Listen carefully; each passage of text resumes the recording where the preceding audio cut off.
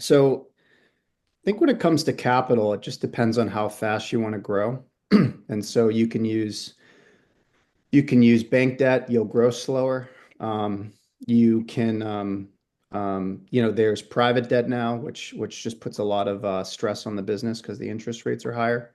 Or you can get, kind of more seed equity money. I think the if you get that type of money, you need to grow fast because you need to grow into that valuation. And so I think it was overall, obviously, a blessing that came throughout a relationship um, that Michael, Steve's co-founder, had and worked through some financial channels. It was a man by the name of Andy Spellman. It was actually Bob Spellman who was the founder of Staples, and then a close friend of him, Eddie Albertian, was our chairman of our board and very smart man and kind of helped direct us. So it was not only a financial relationship, but it's also some people that have grown businesses before that stepped in and gave us some guidance as we were very young and trying to figure it out.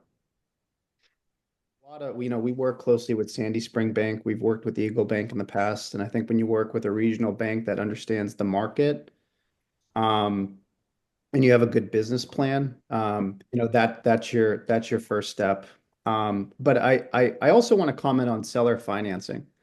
And if you're going to acquire another company, you might have a founder that instead of financing the business, they give you the business. Maybe you got to put 20% in, but then you have to pay them over the next 5 years. You use the cash flows of the business to pay the founder back. All right. So that's a seller financing opportunity that you can take. And there's also partnerships where, as you're doing networking, if you find someone that wants to get into those type of businesses and, maybe you use an acquisition to get yourself started so you have cash flow. I'm